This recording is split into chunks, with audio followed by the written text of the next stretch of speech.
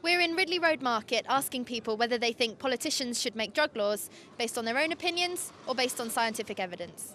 I think if they do make a decision like that, they should give scientific evidence to back it up, to show why maybe nicotine or cannabis is worse than nicotine and alcohol. Before they give statement to people, they should ask scientists first, then the statement after that. At least they know what they're saying about it. Whatever they are taking, either cigarettes, either cannabis or anything that is not good for the body. There is no two answer to it than it is not good for the body. Politicians should get the medical advice first before they make a decision, and they should see what happens to people who take drugs from an early age and how the detrimental effect it has on them in their later life. In the old days in America, the Indians used to smoke. What did you smoke? Pipe of peace. That was left there by the Indians that were making the railroads.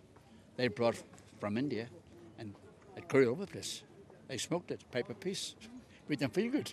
I think it should be based on scientific evidence. I'm quite a scientific person, come from a science background, and I'm a nurse as well, so for me I'd base it on scientific evidence, although with the cannabis, with reference to that, I think it can be quite dangerous, personally. In what way? But I have quite a few friends that have become psychotic, had psychotic episodes from sort of prolonged cannabis use, but then I think what the scientists were saying as well is you can never tell if that was going to happen anyway, if it was like a predestined thing or if it was due to cannabis. But alcohol is definitely extremely dangerous. I work in A&E every Friday, Saturday night, at least half, I'd say 3/4 of the patients come in due to alcohol. Smoking, obviously, lung cancer, I don't know.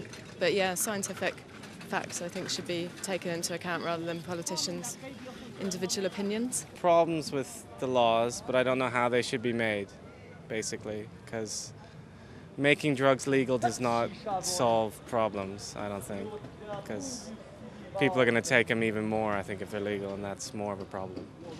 It's quite a tough decision, but I think probably based on scientific laws is the way to go. I mean, it's horrible to think politicians might have had experience in certain fields to make that decision in the first place. At the end of the day, people smoke less cannabis, they drink more beer, more whiskey, more brandy, so damage their livers, damage their part of body more than the cannabis.